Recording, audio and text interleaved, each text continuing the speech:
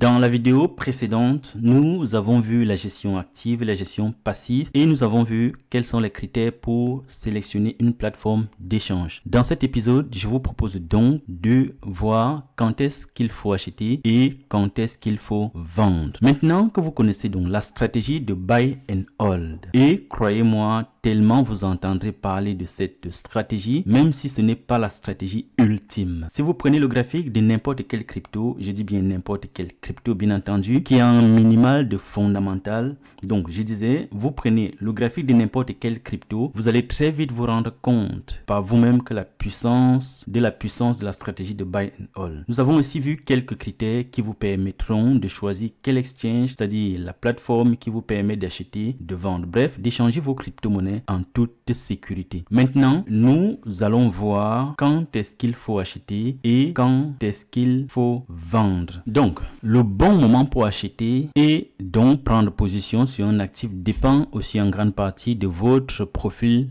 d'investisseur. Par exemple, pour une personne qui investit sur le long terme, les points d'entrée ne seront pas les mêmes que pour un trader qui se positionne sur un horizon très court terme. Une fois que vous connaissez votre profil et que vous connaissez votre aversion face aux différents risques, voici les situations qui peuvent se présenter. Les investisseurs long terme ne doivent pas se poser 10 000 questions. Définissez votre budget et commencez par investir sur les crypto-monnaies qui ont déjà fait leur preuve sur le marché. Appliquez la stratégie de buy and hold avec la méthode DCA. Cette stratégie a l'avantage de générer moins de stress et vous garantir une réussite sur le long terme. Avec la méthode DCA, vous allez lisser votre prix d'achat moyen et surtout ne pas acheter un actif trop vertical ni un couteau qui tombe. Si vous investissez sur le court terme et que vous n'êtes pas trader, alors il est important pour vous de comprendre comment investissent les professionnels dans ce marché. Vous devez donc commencer par comprendre les différentes phases d'une bulle spéculative. Beaucoup d'investisseurs qui arrivent dans les crypto-monnaies et même la majorité des personnes qui commencent en bourse n'ont aucune notion des différentes phases d'une bulle spéculative. Et après, ils sont étonnés de voir leur capital fondre complètement juste parce qu'ils achètent au mauvais moment. Prenez une pause si vous êtes fatigué. Ensuite, installez-vous confortablement. Respirez un grand coup car ce que nous allons voir ici va conditionner votre réussite ou votre échec dans les crypto-monnaies. Ça fait carrément partie des choses que j'aurais voulu connaître lorsque je me suis lancé. Comme vous pouvez l'observer sur cette image. Et nous le verrons aussi plus concrètement dans les détails avec des exemples de projets concrets. Chaque projet obéit de façon formidable, même incroyable à un cycle bien identifié.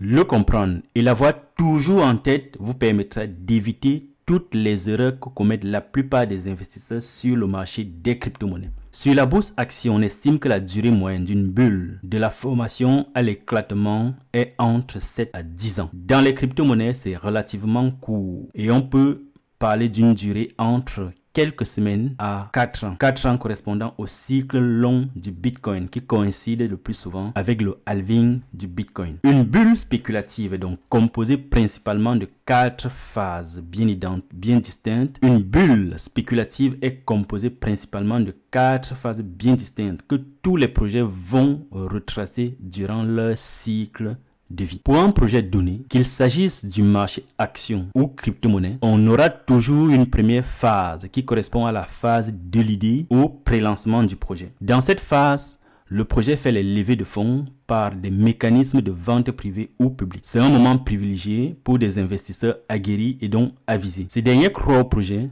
et y injectent des sommes considérables. Le plus souvent, le projet n'est même pas encore officiellement lancé. Ces mécanismes de levée de fonds avec des ventes privées publiques permettent de financer les premiers développements du projet. Si vous croyez à un projet, il n'y a pas de meilleur moment pour prendre position que la phase de démarrage de projet. L'unique inconvénient de se positionner sur cette phase est que vous bloquez des fonds un peu plus longtemps en attendant le démarrage effectif du projet. Mais croyez-moi, lorsque par la suite vous récupérez les bénéfices, vous êtes heureux d'avoir investi sur cette première phase, surtout lorsque le projet fait vraiment un carton.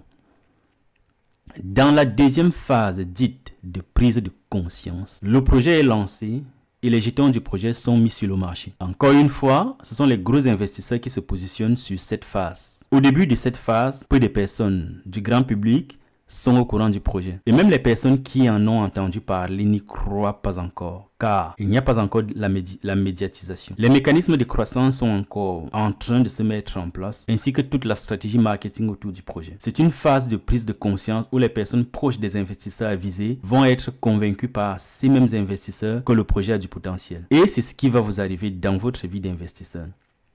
Vous allez entendre parler d'un projet qui a peut-être du potentiel et vous n'allez pas investir tout de suite.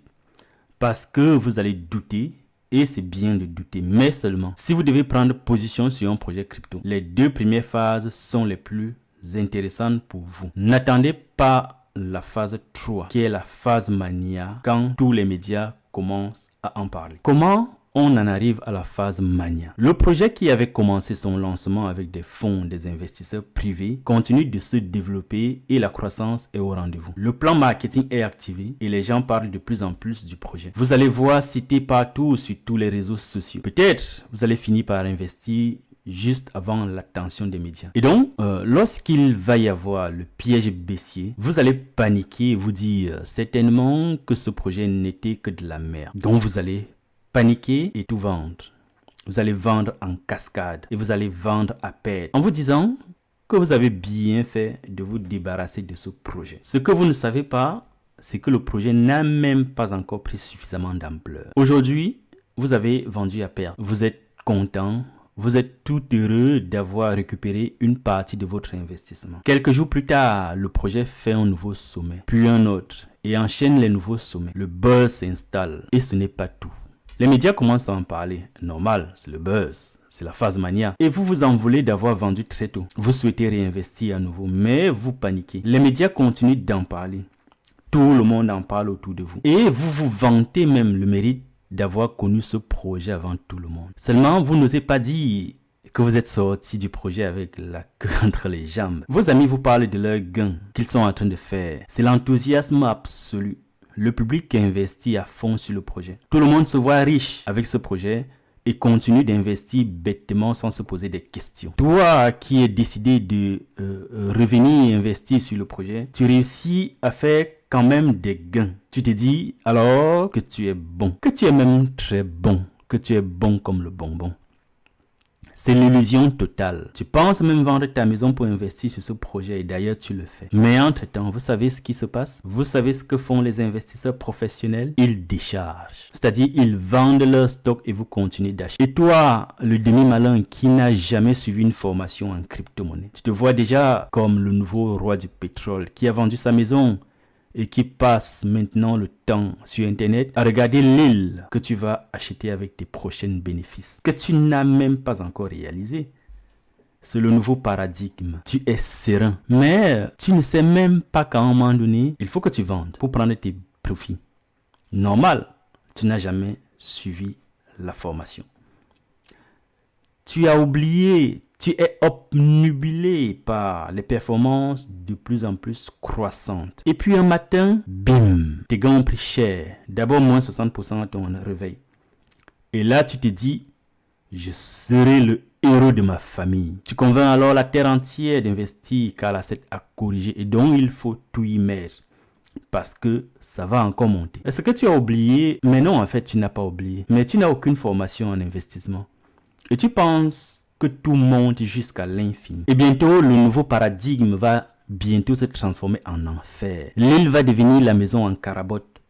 Seulement, tu ne te rends pas encore compte. Tu ne te rends pas compte qu'après la petite correction, il y a toujours un semblant de retour à la normale. Tes proches à qui tu as dit de mettre aussi tout leur investissement sont contents. Ils sont même venus te dire merci. Tu te crois alors tout puissant. Ils te vénèrent. Ils te vénèrent. Ils te vénèrent de leur avoir fait gagner beaucoup de profits. Mais les profits ne sont pas encore récupérés. Et là, à nouveau, un matin encore, réveil, bim, bim, c'est la descente aux enfers. Et là, tu te dis, tu as souvent vu des chutes pareilles, que oh, tu maîtrises, car tu te dis que ça finit toujours par monter. Mais cette fois-ci, tu ne le sais pas. Tu ne le sais pas encore. Cette fois-ci, c'est différent. Tous les gros investisseurs, entre-temps, ont tout vendu pour attendre le nouveau cycle. Et de l'autre côté, le cycle est en train de toucher à sa fin.